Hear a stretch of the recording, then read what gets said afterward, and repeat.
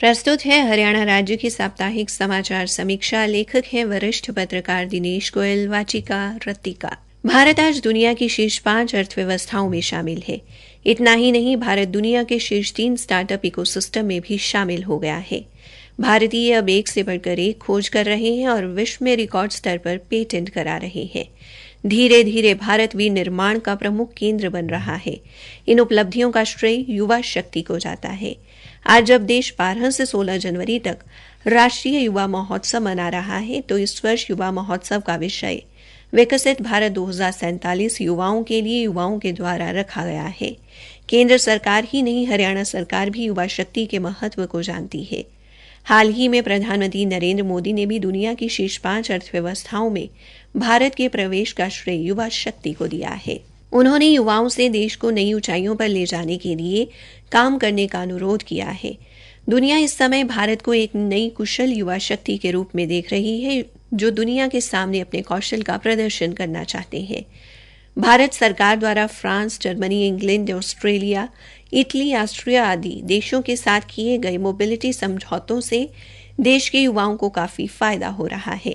प्रधानमंत्री ने राष्ट्रीय युवा दिवस पर drone, animation, gaming, visual effects, परमाणु, अंतरिक्ष और मैपिंग जैसे क्षेत्रों में बनाए जा रहे सक्षम वातावरण का उल्लेख किया। प्रधानमंत्री ने कहा कि राजमार्गों, आधुनिक रेलगाड़ियों, विश्व स्तरीय हवाई अड्डों, टीकाकरण प्रमाण पत्रों जैसी डिजिटल सेवाओं और किफायती डाटा में हो रही वृद्धि देश के युवाओं के लिए नए रास्ते खोल रही है। आज दुनिया योग और आयुर्वेद का महत्व पहचान रही है और भारत के युवा योग और आयुर्वेद के ब्रांड एम्बेसडर बन रहे हैं। प्रधानमंत्री ने इस बात पर जोर दिया कि सरकार ने बाजरा और मोटे अनाज को सुपर फूड के रूप में एक नई पहचान दी है, जिससे इनकी भारतीय घरों में श्रीअन्न के रूप में वापसी हुई है। अब युवाओं को इन मोटे अनाजों का ब्रांड एम्बेसडर बनना होगा। इन खाद्यान्नों से युवाओं का स्वास्थ्य भी बेहतर होगा और देश के छोटे किसानों को भी फायदा होगा।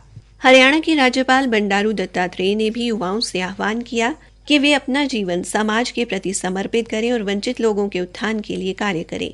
राज्यपाल का मानना है कि आज के युवा का पूरा ध्यान बुद्धि कौशल पर है, जिससे वो शारीरिक रूप से कमजोर होता जा रहा है। उन्होंने प्रदेश के समस्त विश्वविद्यालयों से आह्वान किया कि पढ़ाई के साथ साथ विद्यार्थियों के लिए यह आवश्यक बनाएं कि वे कम से कम 1 घंटा मैदान पर बिताएं और फिटनेस गतिविधियों से जुड़े। इसी उद्देश्य से सरकार द्वारा फिट इंडिया कार्यक्रम की शुरुआत की गई है। राज्यपाल का मानना है कि युवाओं को जिम, योग, ध्यान और सूर्य नमस्कार जैसी गतिविधियों से खुद को जोड़ना चाहिए। मुख्यमंत्री मनोहर लाल ने राष्ट्रीय युवा दिवस पर राज्य में 1,80,000 रुपए से कम वार्षिक आय वाले परिवारों के 60,000 युवाओं को सरकारी नौकरी देने की घोषणा की, ताकि हर वर्ग के युवा की राष्ट्र निर्माण में भागीदारी सुनिश्चित हो।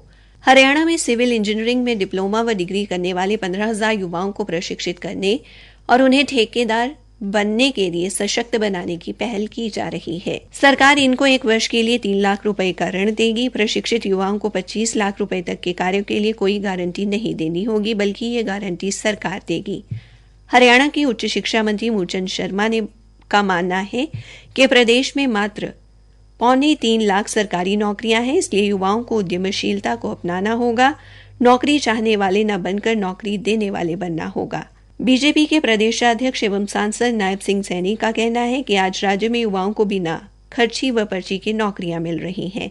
अब युवाओं के साथ साथ प्रदेश के प्रत्येक नागरिक का विश्वास बना है और युवा वर्ग अपने आप को सुरक्षित महसूस करने लगा है। एक बात तो साफ है कि आज दुनिया की आबादी तेजी से बुजुर्ग हो रही है, जबकि दूसरी ओर भारत युवा शक्ति से सशक्त है। आने वाले 25-30 वर्षों तक काम करने वाली आबादी को लेकर भारत सबसे अग्रणी रहने वाला है, इसलिए भारत के युवाओं पर पूरी दुनिया की नजर है। यही युवा इन 25 वर्षों में भारत को विकसित देशों की श्रेणी में शामिल कराएंगे। इसी के साथ समाचार समीक्षा समाप्त हुई।